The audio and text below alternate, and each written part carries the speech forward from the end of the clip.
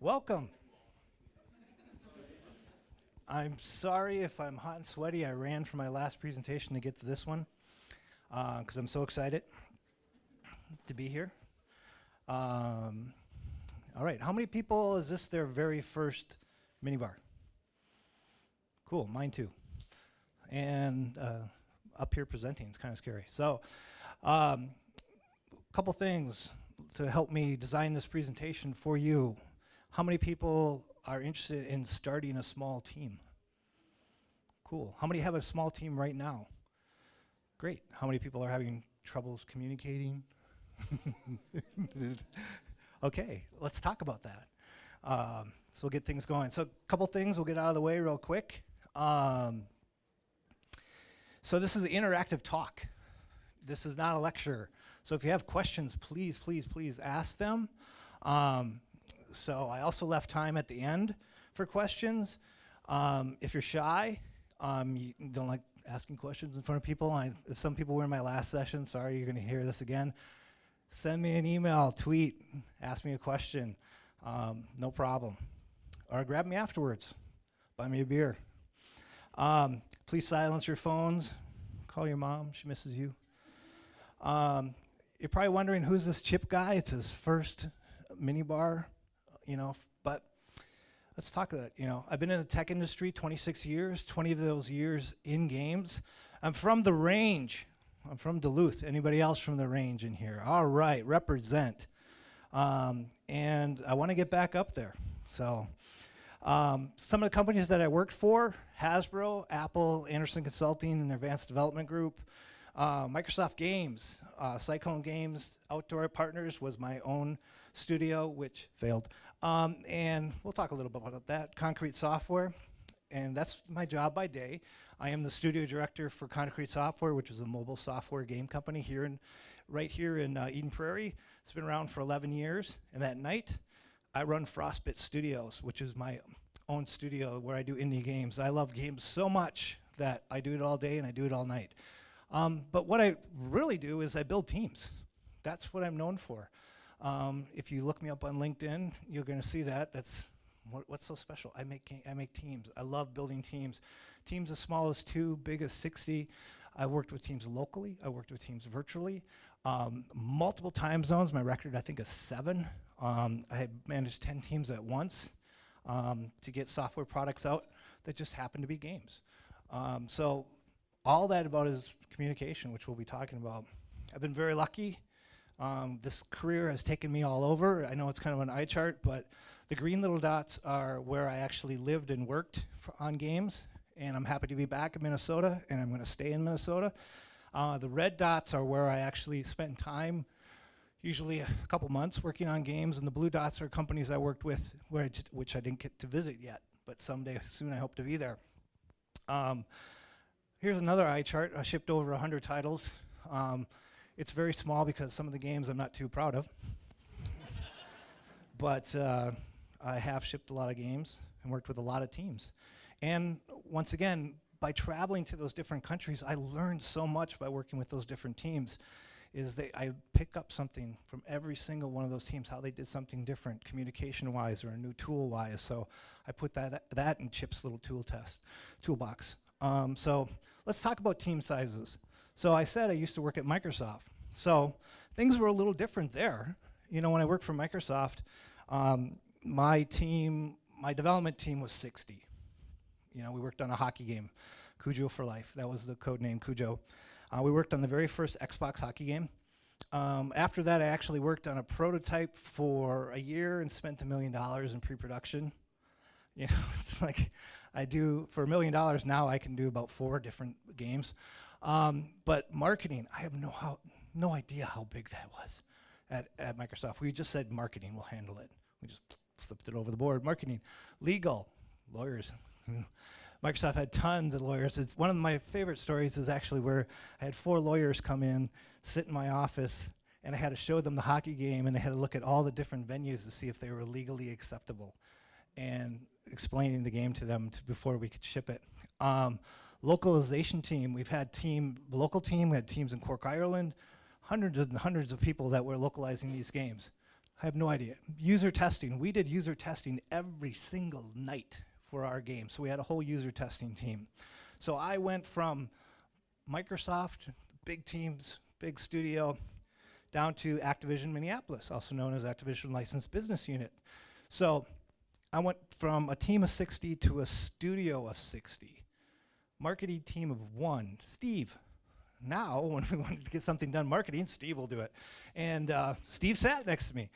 So it was, and now I knew who did marketing, how hard marketing is.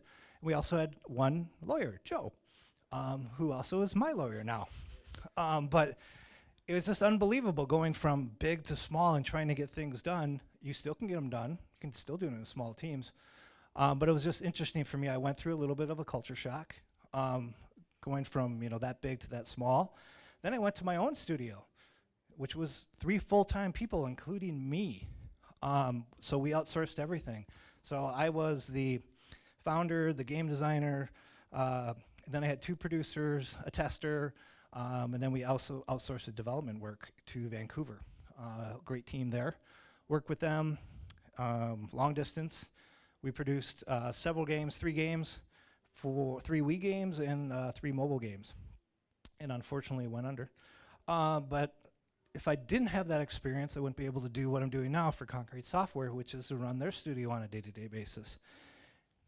And they are a 25-person company that has, which I love, they have all their developers, their quality assistants, their testers, their designers, producers, UA, data analytics, everybody all in one room.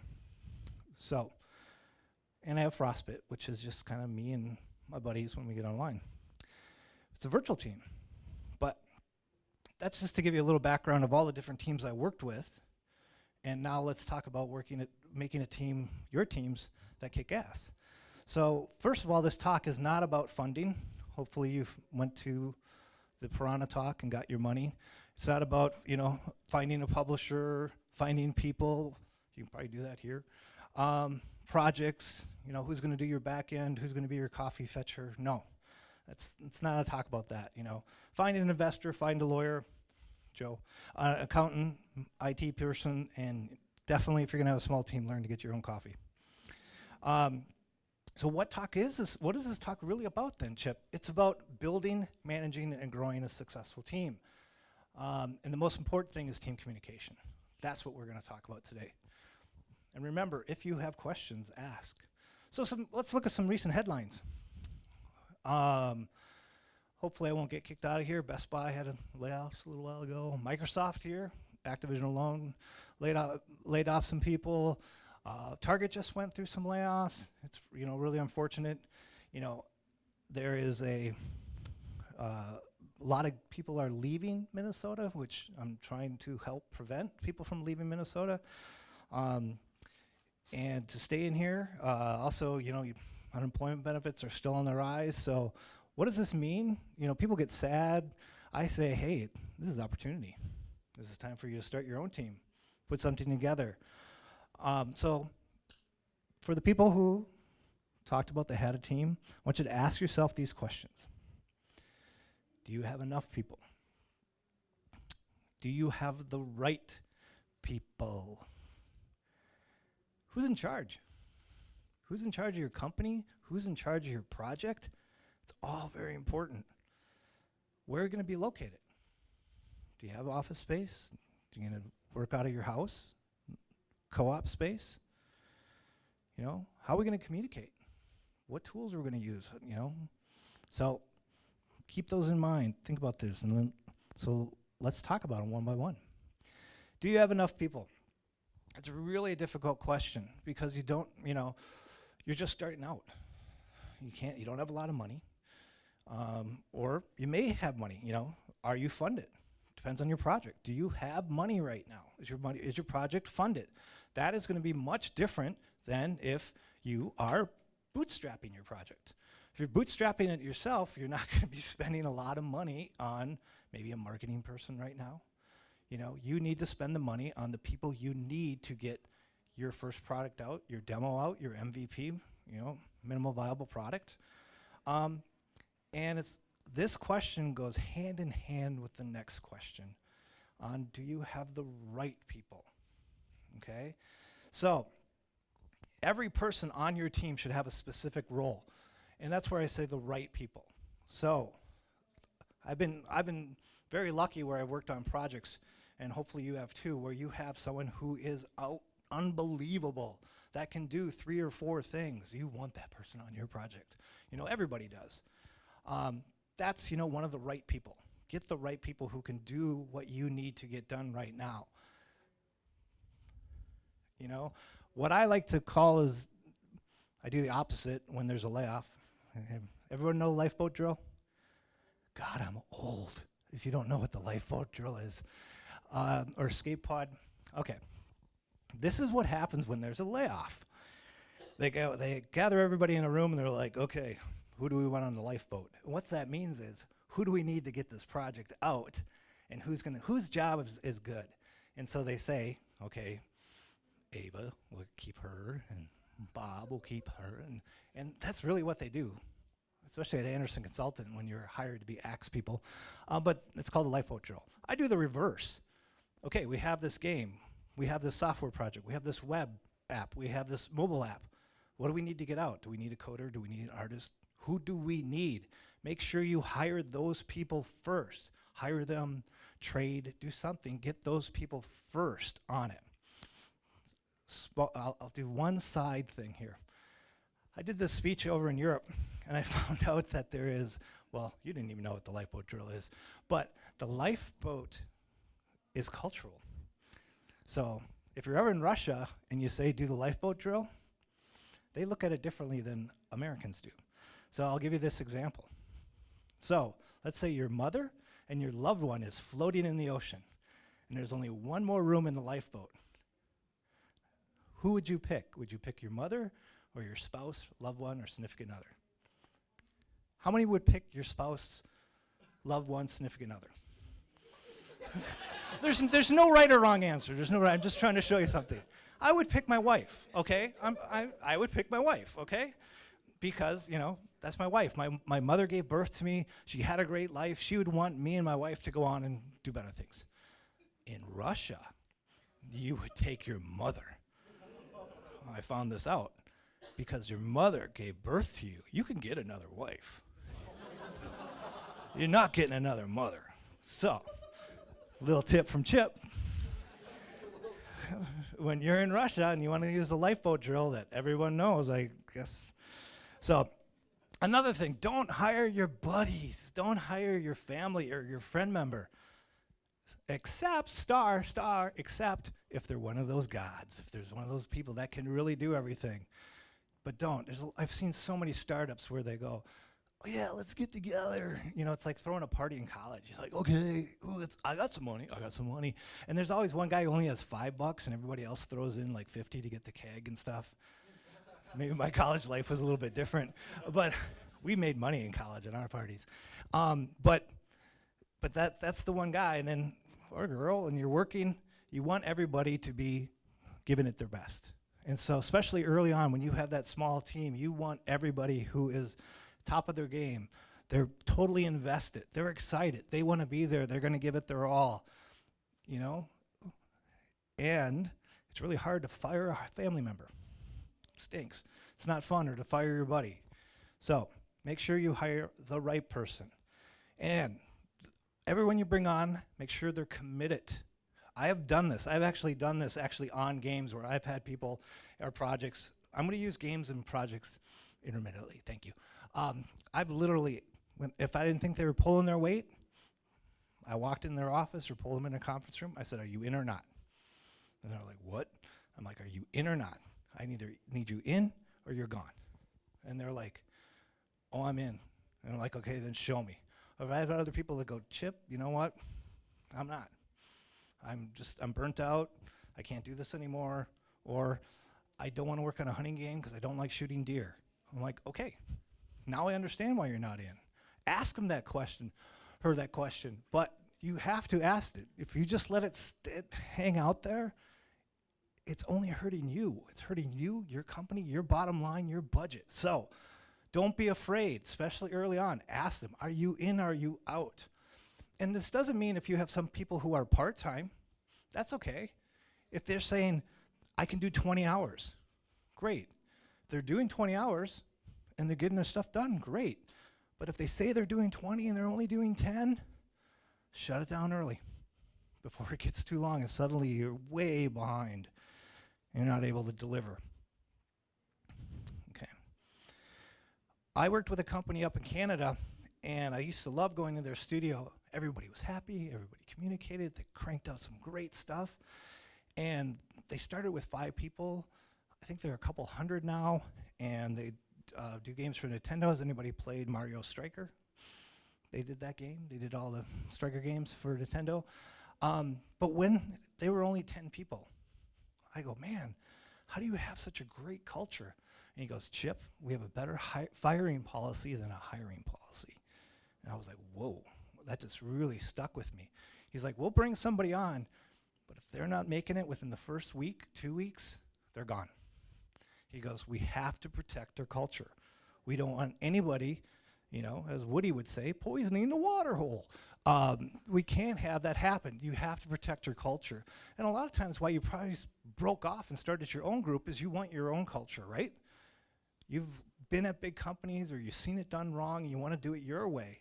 You want to create your own culture, so you want to protect it. So you want to protect your culture. So if somebody comes in that's starting to like eat away at your culture or poison your water hole, talk to them, try to change them. If not, I hate to say it, but get rid of it. Once again, when you're at that small company. I had to lay off a producer that worked for me for 2 years at another company. When I started my own, I thought he would be perfect at my company. He came in, it didn't work. If I was at Microsoft, I could have mentored him. I would have had time, I would have had money. But when it was only 3 of us, and the other people in the office were going, I can't work with them. And I couldn't leave them alone. I couldn't send them to the developer. If I was gone, they were calling me about it. So I finally had to say, sorry, it's not working out. I let him go. And it was so much weight off my shoulders, and it was actually weight off his shoulders too, because he didn't think it was working out either.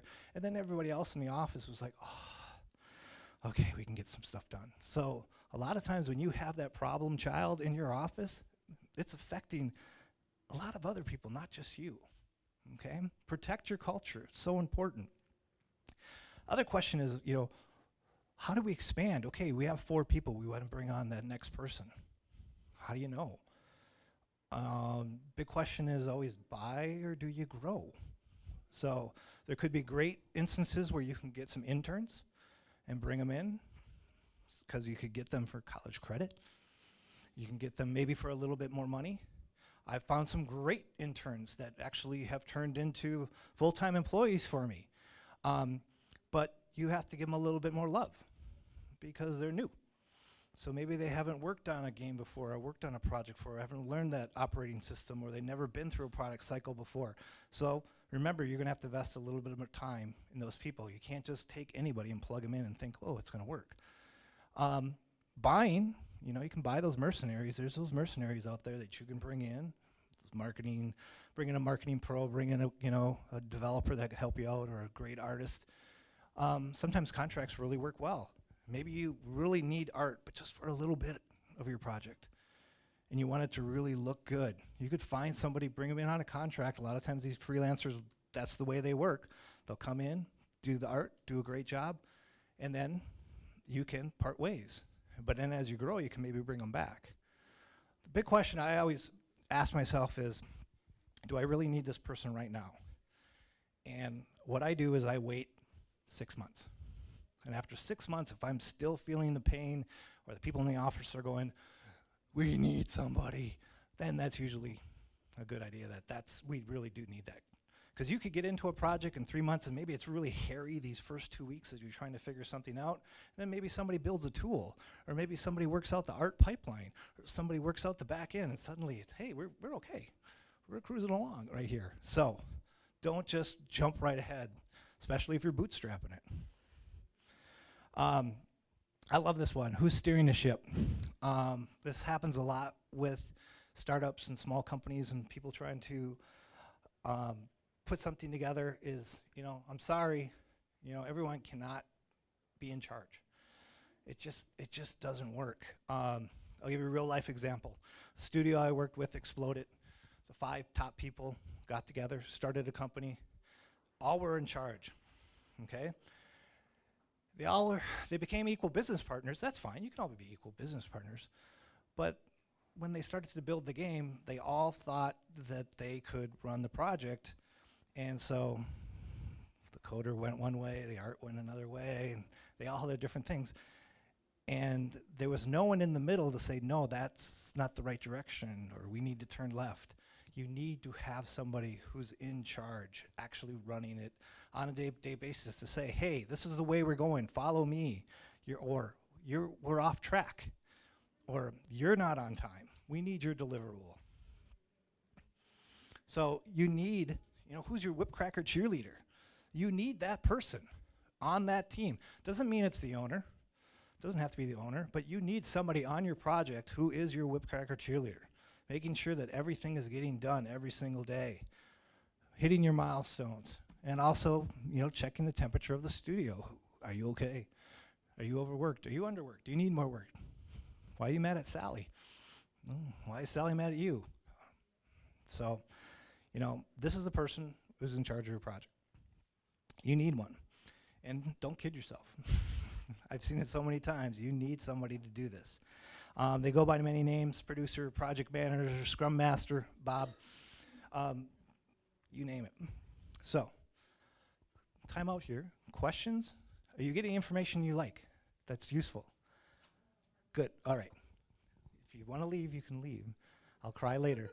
But any questions? I'm going to keep going here, but question? Yes? Being a bootstrap startup, a lot of times, what you mentioned, don't hire a friend or family member. In many cases, you're starting with imperfect tools and you're only working with the resources you have available. How do you transition into a better team? Okay, if someone didn't hear it, bootstrapping a team, sometimes you're stuck with your brother, your sister, your cousin, whatever. It's your brother you're working with. I've been there, sometimes, you made it perfect analogy. Sometimes you don't have the perfect tools when you start off, but you really want to get going. Have contracts in place with everybody from the start, that this is the contract, this is what we're working on, this is your percentage of the company, or not percentage, but first of all, you need to work out what the deal is that you have with them. And if everybody has a contract and working on the project, you can get to a point where you may be making more money and you're saying, you know what, you were great at the start, but now I really need a ninja right now. Now you're a green belt, I need a black belt right now. And it's tough, but work with what you got. Maybe you can grow them, maybe you can mentor them, but if you really want to be sure if they're not making it, you want to be able to transition them out, but also you want to be able to transition them in, because if you don't have someone to transition in, you're going to be in a hole. So does that kind of help? Yeah, so it's really being honest about what you're trying to do and going forward, and sometimes it's tough being the boss and tough being a manager or tough having a small studio, but if you're putting the project first, that's the thing I always say, is put the project first, what's best for the project. Okay, another question. Yeah, kind of a follow-up on that one is, say you're trying to bootstrap it and you've got, your buddies or a couple people and maybe you've got a few green belts, but you can't afford at that time to get the black belts. How do you get the talent bootstrap, I guess? The question was, I have a bunch of green belts, I want black belts, right? You don't have the money to pay the black belts. What I would do, events like this are great. Network, find these people. If you have a project that's exciting, most of the black belts that I know like to work on something cool and interesting. And they'll sometimes go, I'll work on that for free, or I'll do it part-time, or they'll come up with something. Don't be afraid to ask. That's where I've seen a lot of times is like, wow, that guy's a great developer. I know he worked on all this stuff. Show them your product. They may go, wow, this is really cool. And they're like, boy, I would love your help. Okay. And you to ask. So to be honest, there was a time period where I was doing consulting, and this company came to me and they couldn't afford me. But the product they were working on I thought was really cool. So I came to agreement with them. I just said, you know, what will work for you and what will work for me, and we cut a deal.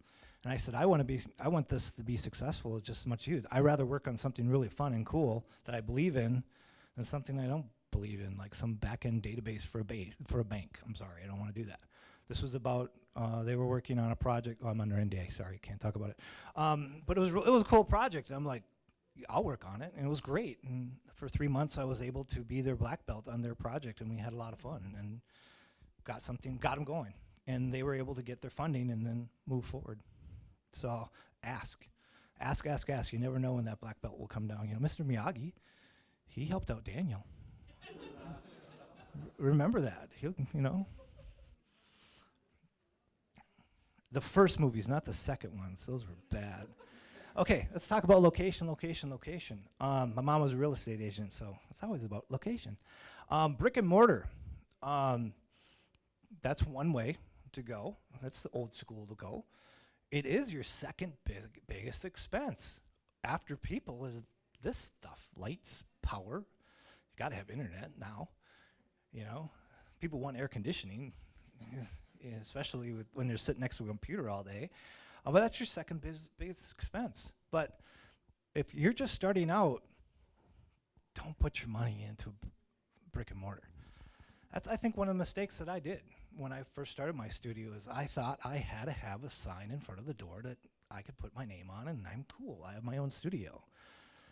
That costed me a lot of money to do that. So if I would do it again, I would start small or don't.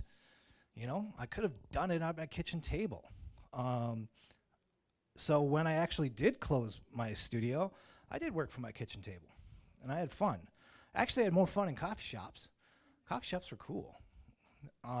Co-working spaces. Talk to Ava. Plug for Ava. Coming soon, a new working space. But co-working spaces are cool. There was a time period where I was working through my house, working from home, which drove my wife crazy. And so what I did is I traded for space. I had some buddies that had a warehouse, big warehouse, and I said, hey, can I squat in your warehouse and use your Wi-Fi? And he said, yeah. I had to buy a case of beer, and every time they had an important meeting, I would sit in. I would sit in like I was another member of their studio and shake my head and stuff. And they would say, yeah, Chip, you know, used to work at Microsoft and stuff, and you know, but it made them look good. It was a good trade-off. And then Friday we had beer, and also I was out of the house, so I didn't bother my wife. But you can trade for these things. You know, there's a lot of people there's probably a bunch of other startups that, you know, could maybe use a couple extra bucks to help pay for rent, and you can all share a space together. And who knows, maybe synergy within your groups, you can work and trade off of each other and you can build something together. So don't always think that you need brick and mortar. And so BYOD, everybody know, do you know that one? Bring your own device. Bring your own desk too. How about this one? BYOF. What? Exactly. Bring your own furniture. Is anybody from my studio here? So I started this, I work for a studio now, and they've been around 11 years, Cubeville. I brought in a bunch of leather couches and scattered them around, and everybody was just like, this is awesome, and they're hanging out there and stuff. So bring furniture in. You don't have to have cubes, just, you know, have fun spots for people to work. Yep. I'd probably bring some camping chairs. I've seen camping chairs. I've seen, you know, or also just, if you do have an office, you know, go down in the common area. You know, you don't have to be in your cube the whole time. Also, I really suggest getting a standing desk. I have a standing desk. I put on 75 pounds in the last couple years. So standing desk, really good. So, but bring your own furniture. Virtual teams. Virtual teams are awesome. I've done that, you know, professionally, where I was working with teams as you saw, all across the world. But you may need, once again, you may need your black belt. Your black belt may be in Romania. Still can work with them, you know. But if you have a virtual team, act like you are in the same location. And that means talk to them every day. And that doesn't mean sending an email. You know, use instant messenger, use Skype, use FaceTime. Look these people in the eye and talk to them. You can have great relationships with them. And you can find out a lot of interesting things. So I'll give you a real life example. I was working with that company in Vancouver, all right? And they said, let's have a conference call. And I said, no, let's have a Skype call. So I had all the leads online and all my leads online. And I said, I need to make a change. We need to get the X feature in because the licensor wants to see this. They're having a manager meeting. They want to see this in the product. And they're like, we can do that. And I went, David, you said yes, but your body said no. And he's just like, Chip, you know, we've been working on this, but I said, okay, what comes out then? Okay, what would make you feel better? What can I take out of this week's deliverables to get this in? Because the reason we want this in is every manager within the company is going to be at this presentation. They're going to see the product. We want to say how cool this is. So we want to put that feature in because we know it's going to get everyone excited. They're like, okay, we understand now. This is going to be good for us, good for the product. If we switch out X and put in Y, we should do it. Looks at developer, looks at tester, looks at designer. Can we do this? We can do this? Yes, we're all in agreement. If I didn't have that video, I would have said fine. But David would have been pissed, the team would have been pissed. But in the end, we were able to, I could see through the body language that we were able to work it out. Come to an agreement together that actually helped the project. And then going forward, it always was when there was something we could really ask, can we really do it? And no bullshitting me, sorry if I offended anybody. But we had real truth then after that. So use those tools. And to give you an example of, here's two companies right here. AstroPad, I think Matt actually even presented today. Incredible product. Okay, two guys. One's here in Minneapolis. Yes. The other, his partner's in San Francisco. They did it. They came out with this incredible project. The game on the right is Alto's Adventure, mobile game. Please download it today. I have nothing to do with it. It's just a fun snowboarding game. I call it my meditation game. I can just play it over and over again because it's such a beautiful game. It's more about the experience than really snowboarding. 3 people, 2 years, never met each other. The first time they met each other was last month at the Game Developer Conference. This stuff can be done now. We have the tools, people. All right? We have the power of the internet, the power of Skype, text. But once again, it's about communication. You can't just send an email and a checklist. Get online with them. Talk to them face to face. Have a stand-up every day. Okay? So here's my big thing. It's about communication. This is really what I'm getting to. It's about talking. There's so many people who just think that stuff is getting done. You have to know it's getting done, and you do that by communicating. And I think this is a great quote. You know, single biggest problem, communication, is the illusion that it has taken place. Everybody thinks, oh yeah, I talked to Bob or talked to Mary. No, they haven't. You know, they're not talking to each other. Even on a small team, you think somebody's on the same page as you, but they're not. So a lot of times, you know, when I was working on a project, this is one of my favorite ones, so I'll talk about them in a little bit. I have one-on-ones with everybody that works for me. So I had a one-on-one with my lead dev, and I said, what's going on? We're blocked. Why are you blocked? Art didn't get their stuff done. All mad. Okay, I'll work it out. My next one-on-one was with Art. What's up? We're blocked. Why are you blocked? Dev didn't get their stuff done. I said, really? I said, yeah. So I said, come with me. So I go, Tony, you said you're blocked by Art. Bev, you said you're blocked by Dev. They're like, yeah, you didn't put your stuff. Oh, we put it on this share. Oh, we were looking for it on this share. If they didn't communicate, I don't know how many days that would have gone on before they waited for it. But it was just like, oh, okay, sorry, you know.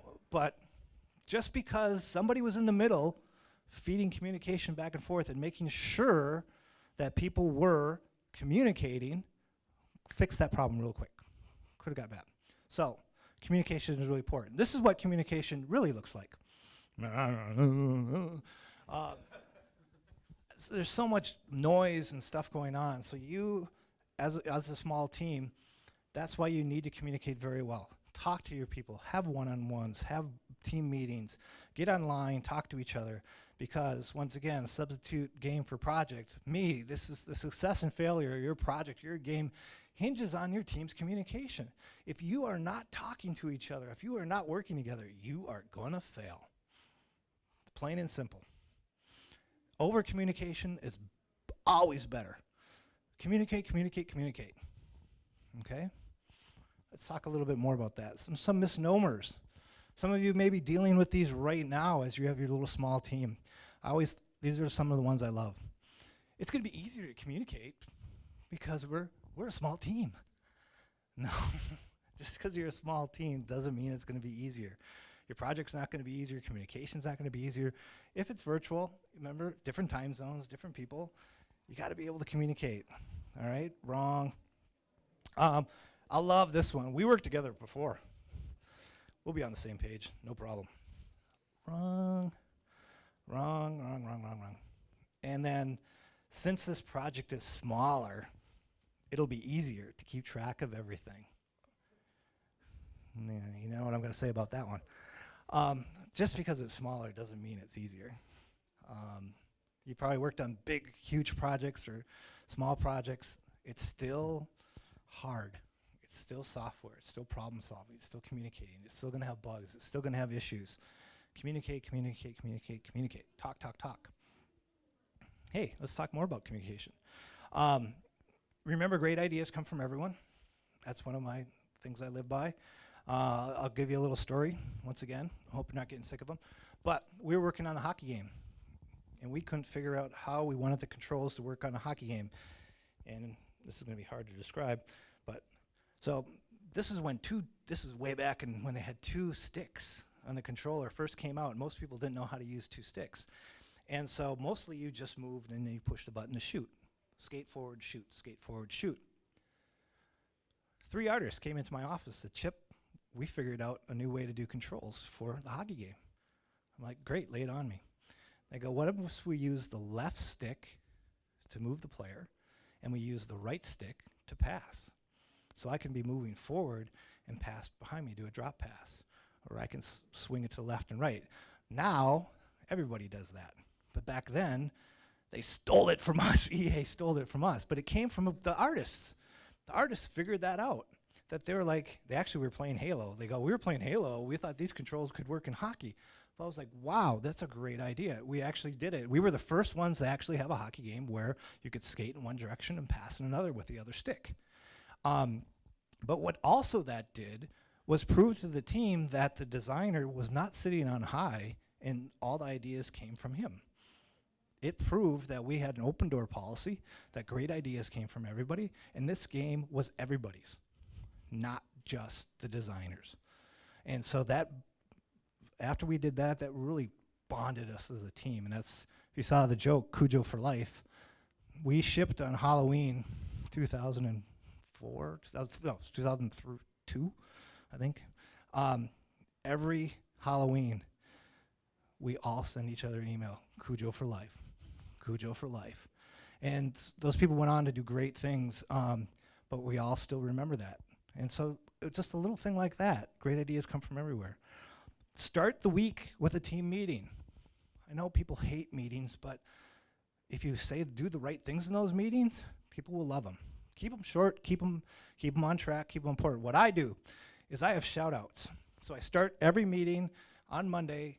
I work at Concrete Software now, so the leads are called the Masons.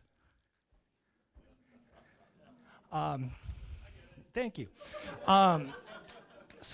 But we started out with shout outs, and people were like, what's a shout out? And I said, somebody did something good, shout out their name, and they get a prize. And this goes back to many, many eons ago. I used to water ski for a show. And at the end of the show, they would start it out giving roses, physical roses, to people who did well in the water ski show. Well, the guys didn't want a rose, so we got hoses. So there was roses and hoses. And if you don't know hoses, I'm sorry, it's bad. But so I took this same concept of rewarding people. At the end of the show, we would go, someone wound at the ropes. Thank you very much. Someone did really great in the clown act. Thank you much. Right away, recognition. All right? So now I do that every Monday. You know, James stayed really late and coded on that prototype, and it looks great. Shout out. And we give him Sackboy. Do you guys know what Sackboy is? Ask your kids. Sackboy is he's a little guy in a game, and he's a great little plushie. And at first, the first person who got it was like, thanks, you know? But then by the third week, and who got the shout out, it's like, who's got Sackboy? Sackboy's mine. And they just grab it, and they hang it in front of their cube, and they want everybody to know that they got the shout out, okay? And so we've actually had to add a couple ones, because now we have more shout outs. But also what I call the hot list. This is what we have to have done this week. These are the most important things. And here's the priority. Everything cannot be pri one. Okay, we're going to do this, we're going to do this, we're going to do this. All right, updates. There could be some updates. Okay, guess what? Google wants to feature us. Change all hands on deck. If we want to be featured by Google, we have to get these things done. Okay, so any changes? You know, someone's sick, someone's out. You know, what are our goals for this week? We talk about them every single Monday. It's like a huddle. We get in there. We, shout out who did great, what's the most important things, and everybody leaves knowing what's the most important thing they have to get done that week. Works great for small teams. Status reports. Oh, Chip, status reports. I left Microsoft for status reports. Hold that thought. We'll talk about them. I'll show you how to do them really quick. I talked about this a little bit about already. One-on-ones, make them a priority. I don't care if you're a small group, if you're 2 people, 3 people. Have your one-on-ones over beer. Have a coffee in the morning. Have a one-on-one. Ask them what's going on.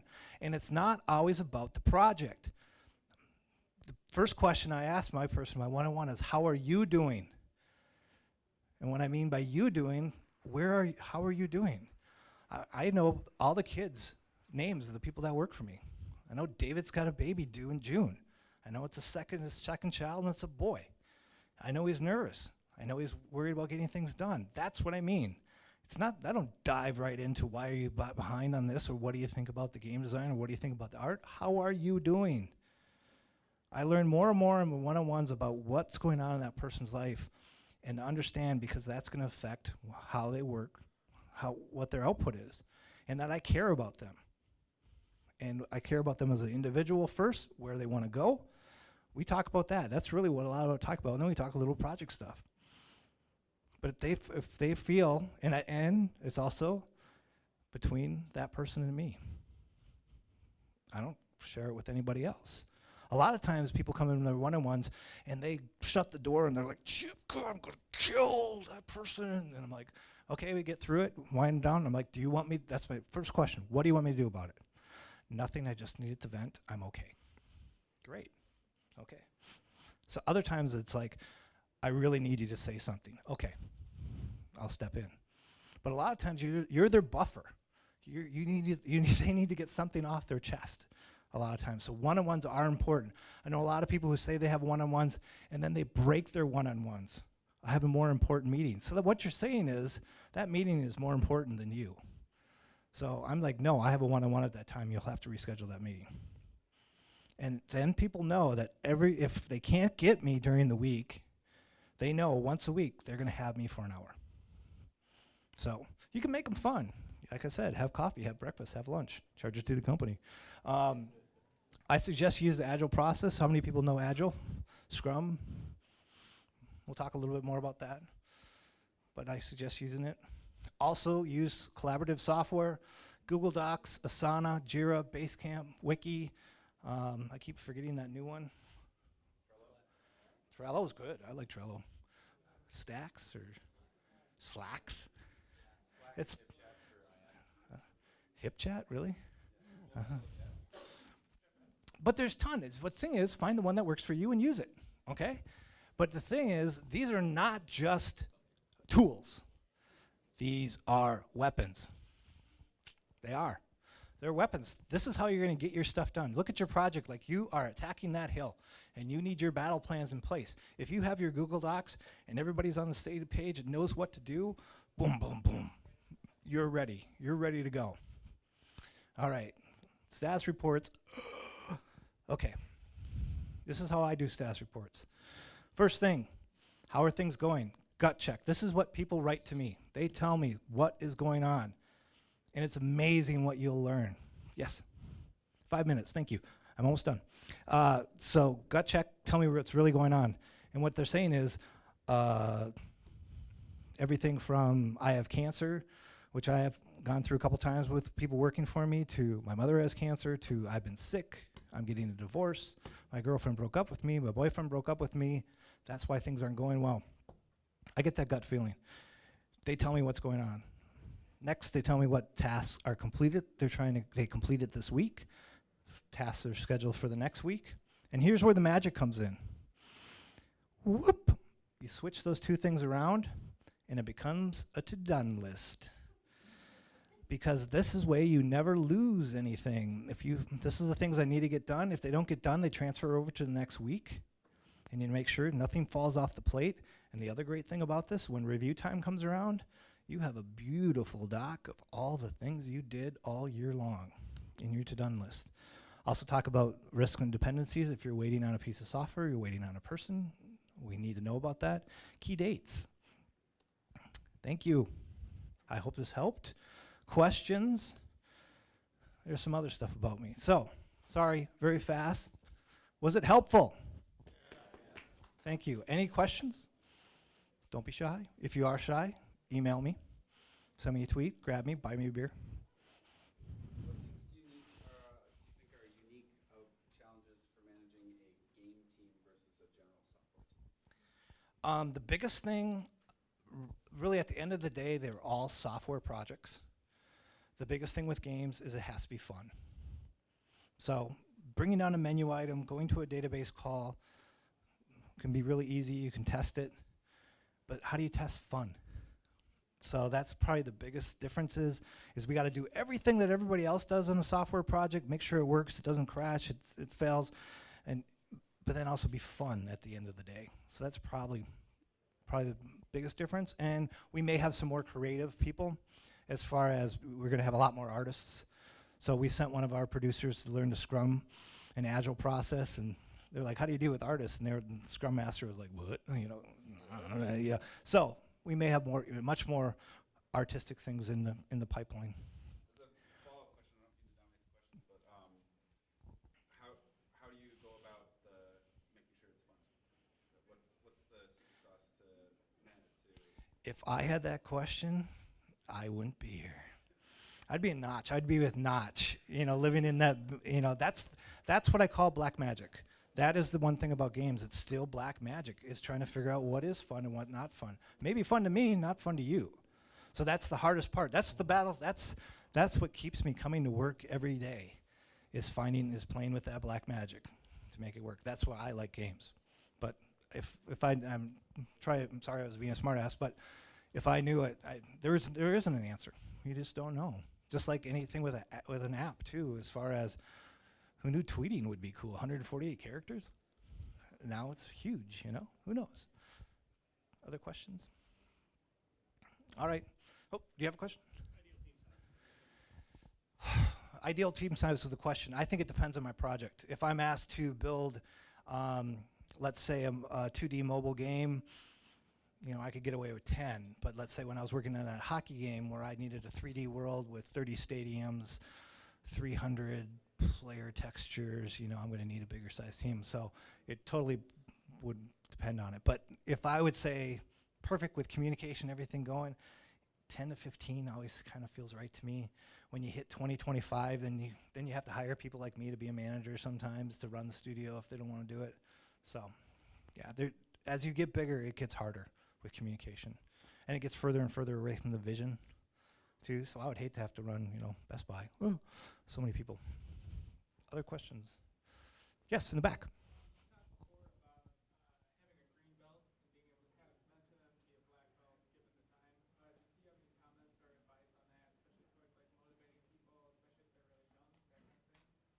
That's the question was, how do you motivate people in green belts and bring them up to black belts?